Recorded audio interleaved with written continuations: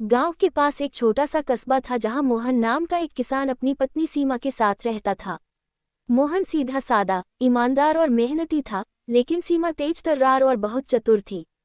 उसकी चतुराई अक्सर मुश्किल हालात को हल करने में काम आती थी। गांव में लोग सीमा को उसकी बुद्धिमानी और चालाकी के लिए जानते थे। शुरुआत की कहानी। मोहन खेती करके अपनी गुजारा करता था। फसल अच्छी हो या खराब, वह हर हाल में ईमानदारी से काम करता। दूसरी ओर सीमा हर चीज में कुछ न कुछ चालाकी ढूंढ निकालती। एक बार की बात है, मोहन के खेत में बहुत अच्छी फसल हुई। उसने सोचा कि फसल बेचकर थोड़े पैसे बचाएंगे और अपने घर की मरम्मत कराएंगे। जब मोहन अनाज लेकर बाजार गया तो उसे व्यापारी ने कम कीमत दी। मोहन सीधे स्वभाव का था, इसलिए उसने बिना मोलभाव किए अनाज बेच दिया। जब वह घर लौटा और सीमा को ये बात बताई तो सीमा ने गुस्से से कहा, तुम्हारी यही सीधाई हमारे नुकसान का कारण बनती है। लेकिन चिंता मत करो, अगली बार मैं तुम्हारे साथ चलूंगी। चालाकी का पहला सबक। अगली बार जब अनाज बेचने की बारी आई तो सीमा ने मोहन के साथ बाजार जाने का फैसला किया। बाजार पहुंचते ही उसने पहले सारे व्यापारियों की कीमतें पता की और सबसे ज्यादा देने वाले व्यापारी से अनाज बेचने की बात की। वह व्यापारी भी चालाक था। उसने सोचा कि एक ग्रामीण महिला को आसानी से बेवकूफ़ बनाया जा सकता है। सीमा ने व्यापारी से कहा, हम अनाज तभी बेचेंगे जब आप सही वजन के तराजू से तौलेंगे। व्यापारी ने झूठा तराजू रख दिया, लेकिन सीमा ने चालाकी से अपना वजन नापने के लिए एक लोहे का पत्थर साथ लाया था।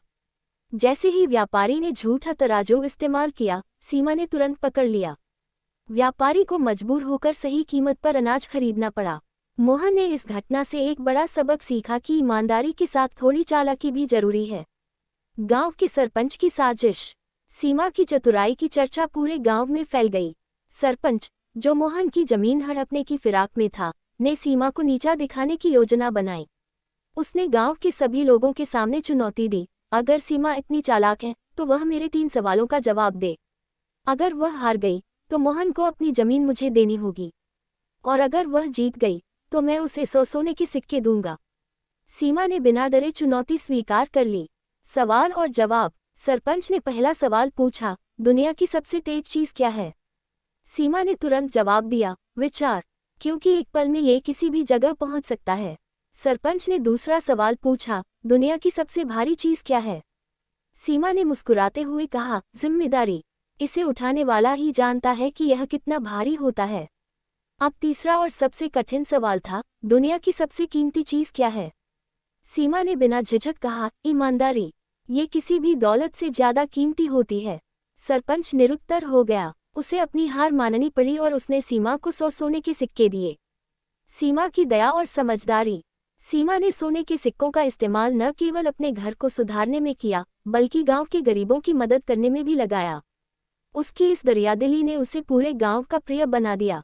सीमा की कहानी से यह शिक्षा मिलती है कि चालाकी का इस्तेमाल अगर सही तरीके से और दूसरों की भलाई के लिए किया जाए तो ये सबसे बड़ा गुण बन सकता है। सीमा केवल चालाक नहीं थी, वह दयालु और समझदार भी थी, जिसने अपनी बुद्धिमानी से न केवल अपने परिवार बल्कि पूरे गांव का जीवन सुधार दिया।